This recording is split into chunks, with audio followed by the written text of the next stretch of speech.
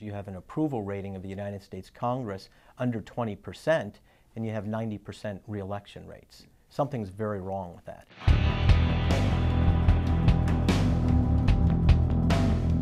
Hi, for Reason TV, I'm Tim Cavanaugh. I'm here with Bill Mundell, the executive producer of a new documentary called Gerrymandering.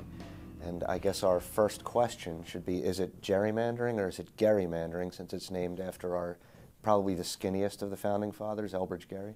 Well, I think we probably ought to do him some good service and call it gerrymandering, because he's certainly really best known for that, in spite of the fact that he was a signer of the Declaration of Independence. He was vice president under Madison, so he has a long history of accomplishments, but he's known for gerrymandering or gerrymandering because in 1812, as governor, he made a point of marginalizing his opposition, to the point that the opposition looked at the districts that they were in and they said it resembled a salamander. And so they put salamander together with Governor Gerry and they got gerrymandering. You can talk about racial gerrymandering, where gerrymandering might favor whites. You can talk about partisan gerrymandering, where the lines are drawn to favor a particular political party, the Democrats or the Republicans. Or you can talk about incumbency gerrymandering. And in an incumbency gerrymander, the lines are drawn to favor the incumbents, sweetheart deals, as we sometimes call them. Most people will never know whether they've been gerrymandered out of a district, but they do know that our country's infrastructure is crumbling, our economy is cratered, and government is broken. And it turns out that the arcane rules of redistricting impact all this by determining who gets elected and who gets represented. Now, I think if you ask the average person to look at a map of their district and ask them if they think it makes sense, they will surely say no, because there's no rhyme or reason. They're not compact, they're not contiguous, they don't give a sense of any kind of community, which is what representation is all about. The United States is the only advanced democracy in the world which allows politicians to actually draw their district lines. So our red line, if you will, we say there's no silver bullet in how you create the commissions to do this, but we just feel that the politicians shouldn't be directly involved in that process. It's completely self-serving, and we get the kind of districts we do because of that. That would bring us to California with Prop 11 and with the two competing propositions that are coming up in the current election.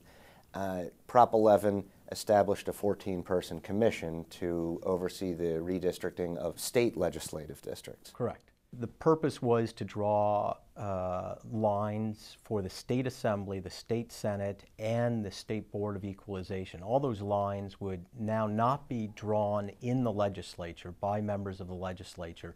They would be drawn by an independent commission which was selected to ensure a very nonpartisan makeup.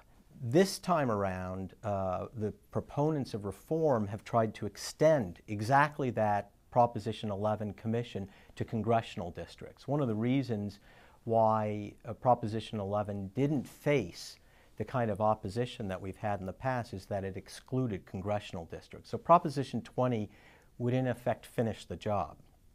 But proponents of reform have two jobs to do now in this election. One is to pass Proposition 20, to extend it to congressional districts, but the other is to win the Proposition 27, which would rescind, in effect, Proposition 11 and roll back to a time when the legislators are in control of everything. Speaking of that, we should probably talk about the Texas example, where the Democrats famously lit out for the border and stayed in a hotel on the border with Oklahoma. 53 Democrats from the Texas House of Representatives bolted for the Oklahoma state line yesterday to prevent a vote which would redraw voting districts that would favor the Republican House majority.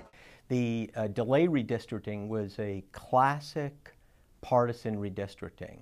And, you know, it was a power play. The Republicans had control and they decided they were going to redraw the map to ensure that they got more Republican congressional seats. And they did it. They did it successfully. There was a lot of drama in it. You had, it was really surreal when you think of American democracy in one breath and at the same time think about bounty hunters chasing democratically elected state legislators across state lines who are hauled up in a Holiday Inn. It's not exactly the first, conception of American democracy. But I think those types of gerrymanders are actually as in the face as they are, they're less dangerous to the system, if you will, than what I call a bipartisan gerrymander. Because in a partisan gerrymander, there's always another side to scream holy hell, and people find out about it and they understand it's a power play. In California, they actually passed the 2001 gerrymander the day after 9/11. Senator Prada. Mr. President, members, this is the Senate and Congressional Redistricting for the Decade bill. I am proud and happy to report that it has bipartisan support. And it was a completely closed-door session between Democrats and Republicans getting together behind closed doors, and the public never heard about it, and the press, for obvious reasons, paid very little attention to it because of the timing of when they did that. Those are the types of invisible gerrymanders that I think really eat away at our system because they disenfranchise people all for incumbency protection. That's the goal. It's not to, the Democrats weren't trying to get more seats, the Republicans weren't trying to get more seats. Everybody just wanted to freeze the map the way it was. And you're seeing that in both the 2008 and the 2010 election, which is really strikingly free of any kind of competitive districts in California. There are one or two seats around the state, even at the state legislative level, that are actually competitive this year. Yeah, it's very, very seldom. I mean, you have, I think in the last decade, you've had 4 congressional elections in California, and only one time has a party changed hands. During, 4 elections, 1 change. In spite of the fact that we all know that during that time period, there were, huge levels of dissatisfaction with the Congress. I mean, in terms of national numbers, you have an approval rating of the United States Congress under 20%, and you have 90% reelection rates. Something's very wrong with that. The bottom line is we want to have competition.